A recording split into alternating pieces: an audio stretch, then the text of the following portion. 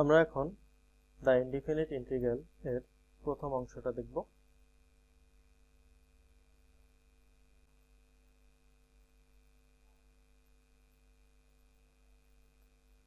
The indefinite integral. The process of finding antiderivatives is called anti-differentiation or integration. অর্থাৎ integration এবং anti-differentiation শব্দটা আসলে সমার্থক।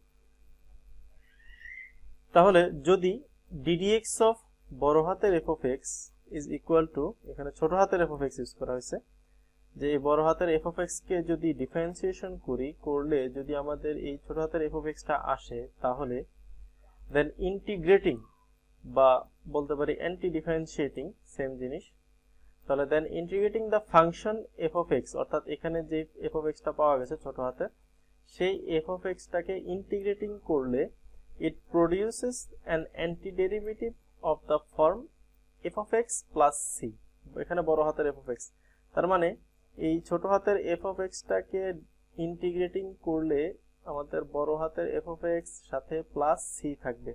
তো এই বড় হাতের f of x টা কি আসলে? এটা ওই f of x যাকে ডিফারেন্সিয়েশন করে আমাদের এই ছোট হাতের f of x টা এসেছিল।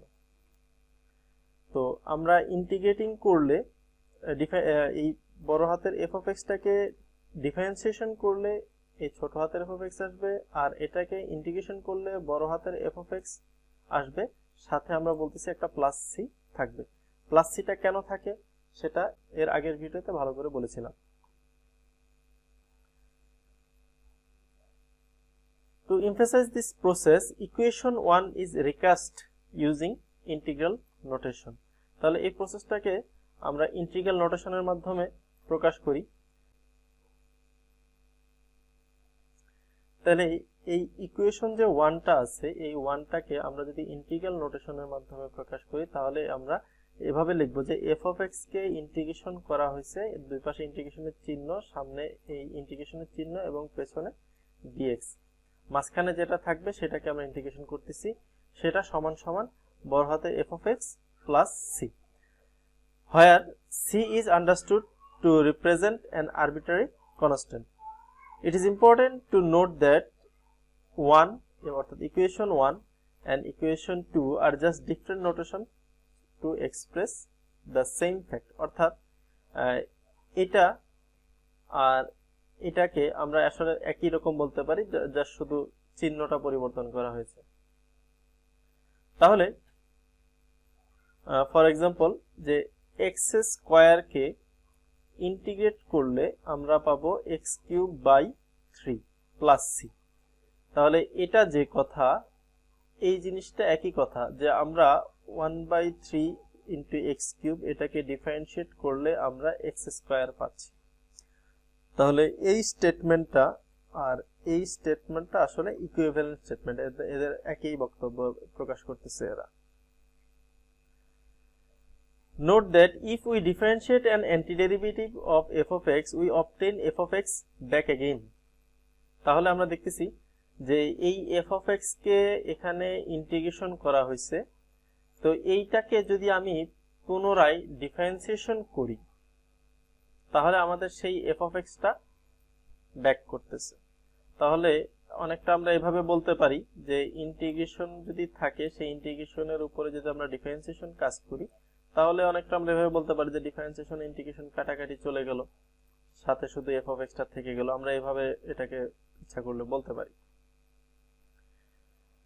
The expression integration of f of x dx is called indefinite integral. অর্থাৎ যে এই যে এক্সপ্রেশনটা integration of f of x dx, এটাকেই আসলে বলা হয় an indefinite integral. The adjective indefinite emphasizes that the result of anti-differentiation is a generic function described only up to a constant term. The elongated s that appears on the left side of equation 2, তার মানে এটার কথা বলতেছে যে s কে একটু লম্বা করে লেখা হয়েছে, left side of 2 is called an integral sign. অর্থাৎ এই চিহ্নটাকে আমরা বলবো integral sign. the function f of x is called the integrand. এটা খুব ভালো করে মনে রাখতে হবে যে এই যাকে আমরা ইন্টিগ্রেশন করতেছি এটাকে আমরা বলবো integrand, and the constant c is called the constant of integration. c টাকে বলা হচ্ছে ইন্টিগ্রেশনের কনস্ট্যান্ট। তাহলে equation 2 should be read as, এই যে ইকুয়েশন 2 বলতে এটা আছে, এটা বলতেছে এটাকে এখানে আরেকবার লিখলাম, এই পাশে ডান পাশে লেখা হলো integration of f of x dx equal to বড় হাতের f of x plus c। এটাকে আমরা মানে মুখ দিয়ে পড়বো এইভাবে যে the integral of f of x with respect to x is equal to বড় হাতের f of x plus a constant. So the integral of f of x with respect to x is equal to f of x plus a constant.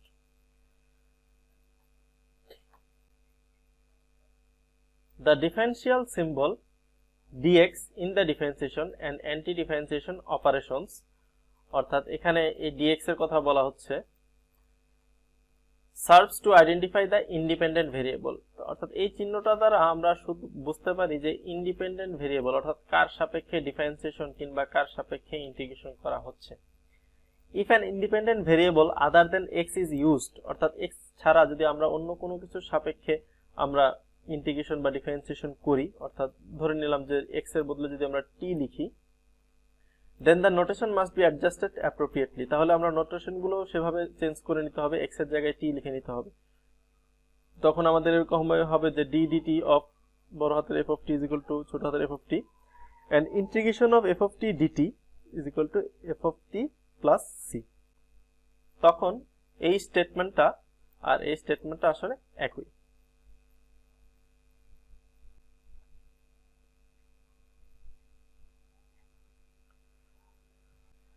Sometimes it is useful to rewrite an integrand in a different form before performing the integration. অর্থাৎ মাঝে মাঝে integration করার সময় আমরা এখানে যাকে integration করি সেটা সরাসরি সূত্রের মতো দেখতে হয় না, তখন আমরা যেটা করতে পারি যে এই ইন্টিগ্র্যান্ড যেটা আছে সেটাকে একটু রিরাইট করে একটু চেঞ্জ করে আমরা সাজিয়ে লিখতে পারি যাতে আমাদের ফর্মুলাতে আমরা ফেলতে পারি। তো এই ধরনের কিছু एग्जांपल এখানে দেয়া আছে, যেমন एग्जांपल 4 এখানে एग्जांपल 4 এ এখানে তিনটা অঙ্ক দেয়া আছে। Integration of cos x by sin square x dx। তাহলে আমরা x এর সাপেক্ষে ইন্টিগ্রেশন করতেছি, এটা হলো আমাদের ইন্টিগ্র্যান্ড আর এখানে ইন্টিগ্রাল সাইন। তাহলে দেখি, তো cos x উপরে আর নিচে sin স্কয়ার x। তো নিচে sin স্কয়ার x টাকে আমরা ইচ্ছা করলে লিখতে পারি sin x * sin x। তাহলে আমরা পেলাম যে 1/sin x * cos x / sin x। তো ত্রিকোণমিতির ফর্মুলায় আছে যে 1/sin x = cosec x, আর cos x / sin x এটা = cot x। তো যখন আমাদের এভাবে দেয়া ছিল তখন আমরা আসলে কোনো ফর্মুলা দেখতে পাচ্ছিলাম না। আমরা যখন এই ইন্টিগ্র্যান্ডটাকে একটু রিরাইট করে সাজিয়ে লিখলাম, তাহলে এমন আমরা একটা জায়গায় চলে আসলাম যে এটা আমাদের পরিচিত ফর্মুলা, আমরা এর ইন্টিগ্রেশনটার ফর্মুলাটা জানি। তাহলে integration of cosec x cot x dx = -cosec x plus c। তারপরে বি নাম্বারটাতে দেয়া আছে integration of t² - 2t⁴ dt। তো এখানে আর x এর সাপেক্ষে না, এখানে t এর সাপেক্ষে ইন্টিগ্রেশন হচ্ছে, তাহলে ভেরিয়েবল গুলো এখানে t আছে শুধু। তো এই উপরে আছে t² - 2t⁴, নিচে আছে t⁴। এই t⁴ দিয়ে আমি উপরের দুইটা টার্মে আলাদা আলাদা করে ভাগ করে দিচ্ছি। তাহলে আমরা t⁴ টা যদি t² এর নিচে নেই তাহলে কাটাকাটি করে থাকবে 1/t²। আবার এই t⁴ টা যদি আমি এই 2t⁴ এর নিচে নিয়ে যাই তাহলে এখানে কাটাকাটি করে শুধুমাত্র 2 থাকবে। এখন 1/t² এটাকে লেখা যায় t⁻⁻2, এই ফরম্যাটে লেখা যায়। তারপর এখন যদি আমরা ইন্টিগ্রেশনটা দুইটা টার্মে আলাদা আলাদা করে দিয়ে দিই, যে t⁻⁻2 কে ইন্টিগ্রেশন দিয়ে দিব আর 2 এর উপর ইন্টিগ্রেশন দিয়ে দিব, তো 2 কনস্ট্যান্ট বাইরে চলে আসবে। তাহলে t⁻⁻2 কে ইন্টিগ্রেশন করলে আমরা t⁻n বা ইন্টিগ্রেশন অফ x⁻n এর যে সূত্রটা সেটা ইউজ করব। তাহলে t⁻2 + 1 / -2 + 1। তাহলে -2 + 1, এখানে -2 + 1 মিলে হয়ে যাবে -1, আর নিচেও -1 থাকবে। আর এই পাশে 2টা যেহেতু কনস্ট্যান্ট, 2 এর উপরে কাজ করবে না, শুধু ইন্টিগ্রেশন অফ dt হবে। তাহলে সেখান থেকে আমরা শুধুমাত্র t পাবো প্লাস এ কনস্ট্যান্ট। তাহলে এটাকে সাজিয়ে লেখা হয়েছে, এটাই আমাদের অ্যান্সার। সি নাম্বার দেয়া আছে যে ইন্টিগ্রেশন অফ x² + 1 dx। এখানে আমরা একটু যদি টেকনিক ফলো করি, যে আমরা জানি যে নিচে x² + 1 এরকম একটা ফর্মুলা আছে, কিন্তু উপরে x² আছে, এটা আমরা জানি এই ধরনের ফর্মুলা নেই। তাহলে এটাকে যদি আমরা একটু টেকনিক করি, যে x² এর সাথে আমরা এখানে একটা +1 যোগ করলাম, সাথে আবার একটা -1 দিলাম, তাহলে +1 -1 মিলে কাটাকাটি হয়ে যায়, তাহলে আলটিমেটলি যা ছিল তাই থাকে। এখন আমরা যেটা করব, যে উপরে অংশটাকে আমরা দুইটা ভাগে ভাগ করে নিব, যে x² + 1 একটা অংশ, আর একটা হলো -1। তাহলে এই x² + 1 নিচে যেটা আছে, এটাকে আমরা দুইটা পার্ট করে আলাদা আলাদা করে দিয়ে দিব, যে x² + 1 উপরে যেটা আছে, সেই উপরে x² + 1 এর নিচে আমরা x² + 1টা নিয়ে আসলাম। আবার এই x² + 1টা যখন এই দুইটা অংশের নিচে নিলাম, তারপরে আবার 1 এর নিচে নিয়ে যাব, তাহলে এই পাশে -1 দিয়ে নিচে x² + 1, অর্থাৎ উপরের ভগ্নাংশটাকে দুইটা ভাগে ভাগ করে দুইটা অংশের নিচে আলাদা আলাদা করে আমরা নিচের x² + 1টা নিয়ে নিলাম। তাহলে এখানে কাটাকাটি করলে শুধুমাত্র 1 থাকে, আর এই জায়গাটা আমরা জানি যে এটাকে ইন্টিগ্রেশন করলে একটা ফর্মুলা সরাসরি চলে আসবে। তাহলে সাজিয়ে লেখা হলো।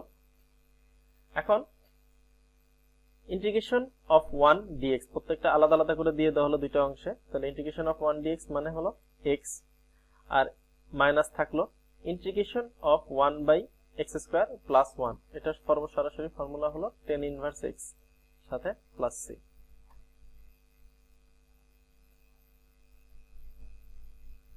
আমরা এক্সারসাইজের কিছু অঙ্ক দেখব। এক্সারসাইজ সেট 5.2 এর এখানে 9 আর 10 নম্বর অঙ্ক দেওয়া আছে। 9 এর 3টা অঙ্ক, 10 এর 3টা অঙ্ক দেওয়া আছে। এগুলো সবগুলোই x⁴n এর সূত্র ইউজ করতে হবে। এখানে বলে দেওয়া আছে evaluate the integral by rewriting the integrand appropriately if required and applying the power rule. Power rule বলতে x⁴n এর সূত্রটা বোঝানো হয়েছে। তো এর ভিতরে আমি দুই একটা করে দিচ্ছি, বাকিগুলো নিজেদের ট্রাই করতে হবে। আমরা x⁴n এর সূত্র ব্যবহার করে এর আগেও অঙ্ক দেখেছি, তাই এখানে বেশি করাচ্ছি না। যে ইন্টিগ্রেশন অফ 9 এর ছিতে দেয়া আছে integration of x³ √x dx। তো আমরা জানি যে √x, রুট মানে হলো x এর পাওয়ার হাফ। তাহলে এখানে আমরা x³ এর জায়গায় x³ রাখলাম, আর এই √x এর জায়গায় x⁴ লিখলাম। তারপরের লাইনে আমরা জানি বেস যদি সমান হয় এবং এরা যদি গুণে থাকে, তাহলে পাওয়ারে যোগ হয়। তাহলে 3 + হাফ দিয়ে দিলাম। তারপরে উপরে লসাগু করলে ইন্টিগ্রেশন অফ x⁴ 7/2 dx আসে। এখন আমাদের ফর্মুলাটা হলো যে integration of x⁴n dx equal to x⁴n + 1 / n + 1 + c।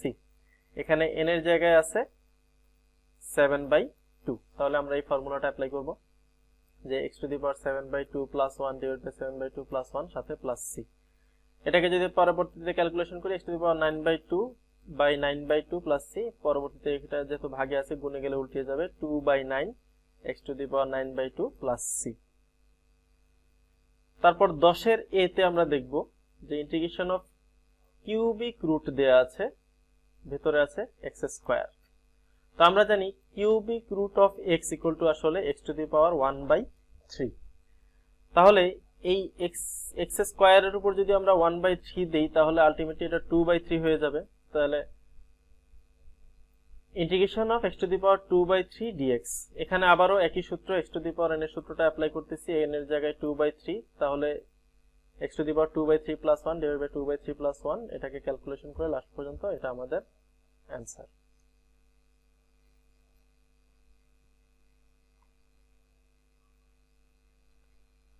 তারপর 10 এর b তে আছে ইন্টিগ্রেশন অফ 1/x⁶ dx। এটাকে উপরে নিয়ে গেলে x⁻⁻6 হয়। তারপরে x⁴n এরই সূত্র, n এর জায়গায় আছে আমাদের -6, তাহলে x⁻6 + 1 / -6 + 1, তাহলে আমাদের এটা হলো অ্যান্সার। 10 তে integration of x to the power -7/8 dx, এটাও x to the power n এর সূত্র। আমাদের n এর জায়গায় আছে -7/8, তাহলে ফর্মুলা অ্যাপ্লাই করলাম যে n+1 এর জায়গায় -7/8 + 1, নিচেও -7/8 + 1 + c, তারপর এটাকে ক্যালকুলেশন করলে এটাই আমাদের অ্যান্সার।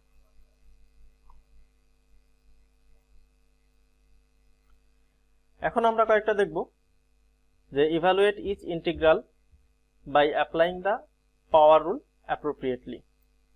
তাহলে এই সবগুলোতেই পাওয়ার রুল অ্যাপ্লাই করতে হবে। পাওয়ার রুল বলতে x to the power n এর সূত্রকে বোঝানো হচ্ছে। তাহলে এর ভেতরে আমি 12 নাম্বার আর 14 নাম্বারটা করে দিচ্ছি। 12 নম্বরে দেওয়া আছে the integration of x to the power -half minus 3 x to the power -7/5 plus 1/9 dx। আমরা তিনটা পার্ট আছে এখানে, তিনটা পার্টের ভিতর ইন্টিগ্রেশনটা দিয়ে দিব যে integration of x to the power -half dx, 3টা কনস্ট্যান্ট বাইরে নিয়ে আসলাম, তাহলে integration of x to the power 7/5 dx, আর 1/9 যেহেতু কনস্ট্যান্ট তাহলে ইন্টিগ্রেশন অফ শুধুমাত্র dx, বা ইচ্ছা করলে এখানে 1 ও লেখা যেতে পারে, একই কথা। তো সবগুলাতেই x to the power n এর সূত্র ব্যবহার করতে হবে। এখানে n এর জায়গায় আছে -half, এখানে n এর জায়গায় আছে 7/5, আর আমরা জানি সরাসরি ইন্টিগ্রেশন অফ dx মানে x হিসেবে আমরা মুখস্থ রাখছি। তাহলে এগুলোকে আমরা সিম্পলিফাই করতেছি ক্যালকুলেশন করে, আসলে শেষ পর্যন্ত আমাদের এটা হলো অ্যান্সার। এখানে লাস্টের দিকে একটু সাজিয়ে লিখছি যে x to the power half আছে, x to the power half কে আমরা জানি √x লেখা যায়, এতটুকুই সাজানো হয়েছে। তারপরে 14 নাম্বারটা, এখানে x এর জায়গায় আছে y, y এর সাপেক্ষে ইন্টিগ্রেশন করতে হবে। আগে যেখানে যেখানে x ছিল সূত্রগুলো x এর জায়গায় আমরা y হিসাব করব। তাহলে এখানে আছে ইন্টিগ্র্যান্ড হিসেবে যে 10/y to the power 3/4 minus এখানে cubic root of y plus 4/√y। তাহলে এখানে 10 কনস্ট্যান্ট আমরা বাইরে নিয়ে নিলাম, তাহলে integration of y to the power -3/4, যেহেতু এটা নিচে আছে আমরা উপরে গেলে পাওয়ারটা মাইনাস হয়ে যায়, এখানে ইন্টিগ্রেশনটা দিয়ে দিলাম। এখানে কিউবিক রুট অফ y মানে y টু দি পাওয়ার 1/3, তারপর এখানে থার্ড ব্র্যাকেটের উপরে দাগটা ওঠে না, ইন্টিগ্রেশনের মতো মনে আছে, এটা আসলে থার্ড ব্র্যাকেট। যাও, তো 4/√y, তাহলে 4টা যেহেতু কনস্ট্যান্ট আমরা বাইরে নিয়ে আসলাম, আর আছে 1/√y। তাহলে এই 1/√y এর ভেতরে আমরা ইচ্ছা করে যে এই পাশে একটা 2 আর এই পাশে একটা 2 উপরে নিচে গুণ করলাম। কেন গুণ করলাম? যে আমরা একটা সূত্র জানি যে ইন্টিগ্রেশন অফ 1/2√x dx সমান সমান √x, অর্থাৎ x এর জায়গায় যদি আমরা y লিখি তাহলে আমরা বলতে পারি যে integration of 1/2√y dy is equal to সরাসরি আমরা লিখতে পারি √y। এটা সরাসরি একটা সূত্র। তো এই সূত্রটা মেলানোর জন্য এখানে আসলে 2 আনছি, এই 2 আনার কারণে উপরে আবার 2 দিয়ে গুণ করে দিয়েছি, তার মানে একই জিনিস থাকতেছে। আর এই পাশে আমাদের x to the power n এর সূত্র অ্যাপ্লাই করা হয়েছে। আবারও বলতেছি যেহেতু y এর সাপেক্ষে, তার মানে যেখানে যেখানে x ছিল সেখানে সেখানে আমাদের y আছে। তাহলে আমরা x এর জায়গায় y আছে আর n এর জায়গায় আছে এখানে -3/4, এখানে আছে 1/3। তাহলে একই ফর্মুলা আমরা ইউজ করব, x to the power n এর সূত্র এখানে ইউজ করব, তাহলে লাস্ট পর্যন্ত আমাদের এটা আসবে অ্যান্সার।